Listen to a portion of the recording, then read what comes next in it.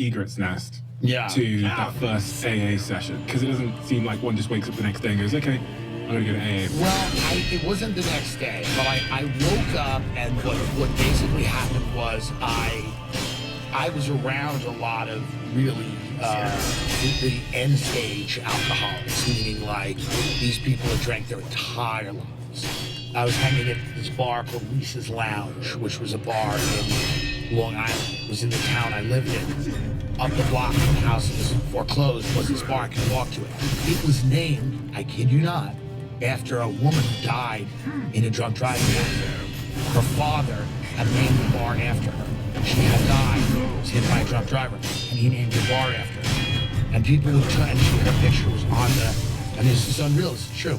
Her picture was on the wall of the bar, and people would toast her, Lisa, and everybody would get drunk. It was a great community of people, and it was a lot of drugs and alcohol and people that had nowhere to go. Like the owner told me once, he goes, as people doing coke at the pool table, I opened this bar, and I swear to God, he said this, I opened this bar because I really wanted people that didn't have a place to go to have somewhere to go on Christmas. And then he just did a lot of cocaine. And I said, well, that's a nice thing. At 24 years old, I thought that was a great thing. And I was just like hanging out in this old man bar. This was not a fun bar. This is not where you go to get laid. This was not a club. This was the end of late stage alcoholism.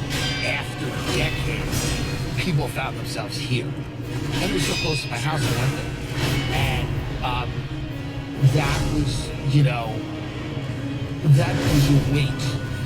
Every night when I went to bed, I looked at their lives and I said, I'm young, but this is where I'm going. This is where I'm headed. I had that example kind of right in front of me, and that, together with my friend's father, together with that accident, started to basically, I said, I've got to make a choice now, or this is where I'm going. Which seemed a little bit worse than death. Sitting there in a bar every night, being afraid of who I was, being afraid of trying something in life that I loved, trying to make something myself, sitting in that bar, drinking my life away, felt like a huge failure. I didn't want to fail, so that's why I stopped. There was still something in you, there was still some kind of desire or fight in you, which isn't always there for some people who are in sort of that late stage addiction. There was some reason to persist, right? Yes, well, I thought that I could have a better life.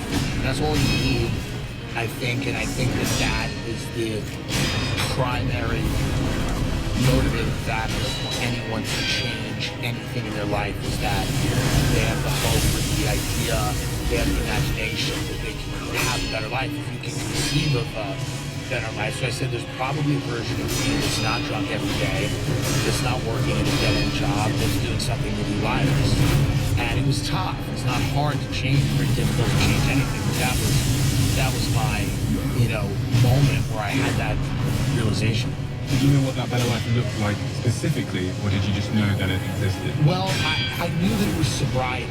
So I knew it was being sober. I didn't have a roadmap for exactly what it would be, but I knew that it wouldn't involve sitting in a bar, getting drunk next to someone named Marge, for example, right?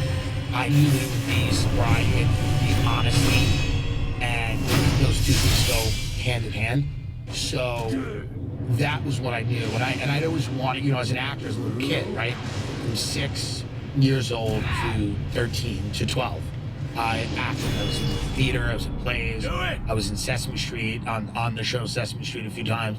I toured around the country in 6th grade with my mother right before the divorce, right before the onset of her symptoms, with a Broadway show, Annie Get Your Gun. I was an actor.